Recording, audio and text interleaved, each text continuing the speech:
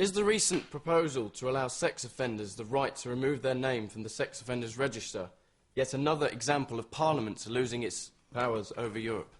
This is the decision which the Prime Minister himself said was appalling for him, made by the Supreme Court, allowing sex offenders the right to apply to have their name removed from the register after a number of years. Nigel Farage. The answer to that is yes, of course. But we mustn't just think that when we talk about votes for prisoners, when we talk about the sex offenders list, we must not think that we're just talking about the European Court of Human Rights. I know that Parliament wants you to believe it, and much of the media wants you to believe it. That has become one and the same as our membership of the European Union. Indeed, the Lisbon Treaty, the treaty that all three of these parties here promised us referendums on and then denied us, actually within it, Article 6 of it, is that the ECHR will be incorporated into the body of law of the European Union.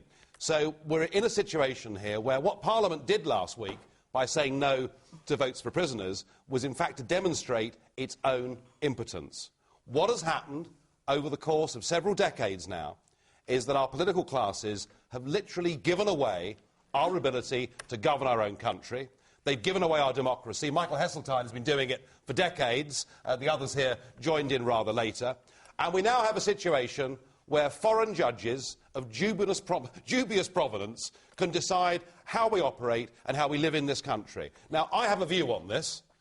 I think we shouldn't be part of this political union. I think we should trade with Europe, cooperate with Europe and be good next-door neighbours. But frankly, it shouldn't matter what I think or what you think. What should happen here is these people should keep their promise and let's give the British people a free and a fair referendum so that they can decide. Do we govern our own country through the ballot box or do we allow foreign judges to run Britain? That's what it's about.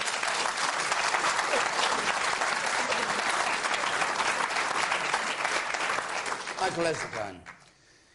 Well, we were asked a specific question, and Nigel, perhaps understandably, avoided the question in order to give us a rant of his views. I think I answered the question, actually, very quickly in the first couple of words, didn't I? No, you really didn't. Well, I said yes. And of course, I mean, how's yes for an answer? Well, yes is a way of avoiding answering the question. Oh, really? Well, let's see what you do, shall we? Yes, well, let us...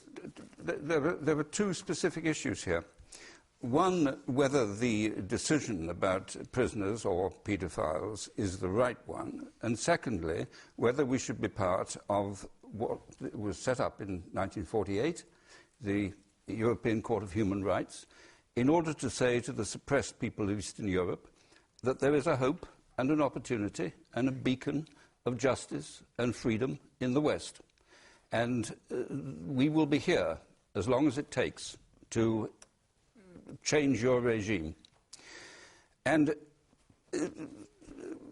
I think that was rather a fine thing to do. Now, it's perfectly true, as time has gone on, the breadth of the European Court of Human Rights has extended in a way that I think there's a case for reform.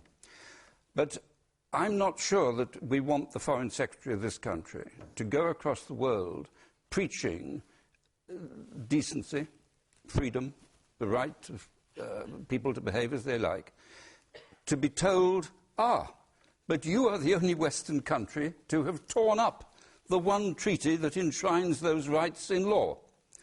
I don't think I want my Foreign Secretary put in that position.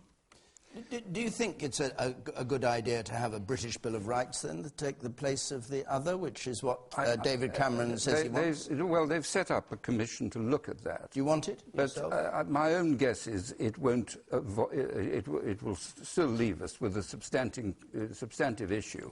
Should we have international agreement on certain rights? Now, I would be the first to say that on the two particular issues of the prisoners and on the paedophiles... Prisoners' votes. The prisoners' votes and the paedophiles, it's about as difficult as it gets to try and defend and explain it away. But just on the paedophiles, and I'm the first to recognise that there'll be probably not a single person in this audience, and very few in the wider audience, who will listen to the precision of the issue. The issue is if your name has been put on the register at maybe quite a young age, do you have the right to appeal to see whether it should come off? It doesn't give you any right to take it off. It merely gives you the right to appeal. The appeal will be determined by a senior policeman. Now, should you have the right? I think, I must confess, I've wrestled with this all day. I find it very difficult to say that something that might have been a mistake 15 years ago should never, never be open to question. But, Lord Heseltine, the question, and you accuse me of not answering the question. The question the gentleman asked was, is Parliament losing its power? Would you answer that, please? Yes, of course. Parliament has taken the biggest possible decisions to enhance its sovereignty by sharing sovereignty with other like-minded... Surrendering sovereignty, you mean? No, enhancing it. All right, all right. I think the question is that even if, you know, jobs were to be created in industry, I think a case of affluenza seems to have swept across the younger generation, and even though they've gone to university, they want the highest paid jobs.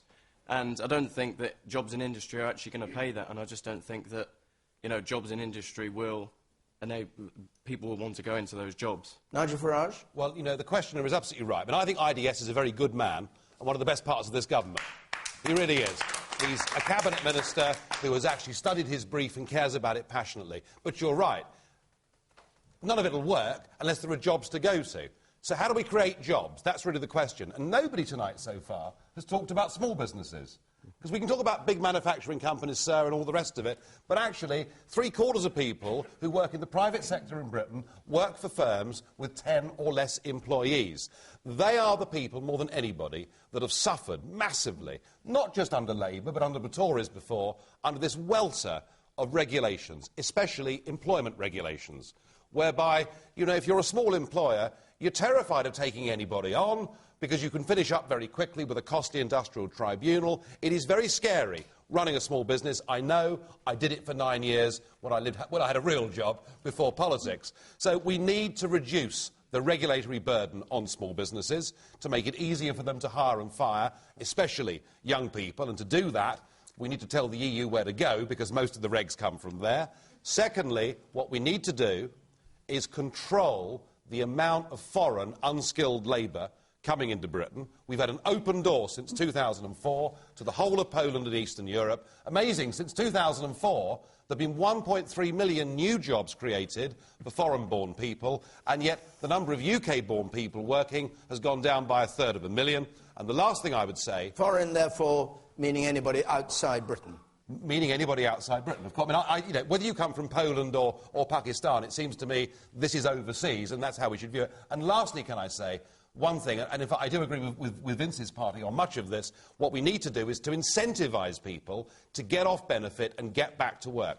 This terrible marginal tax trap, nobody earning minimum wage should pay tax. That would get people wanting to get off benefit and get back to work. Nigel Farage.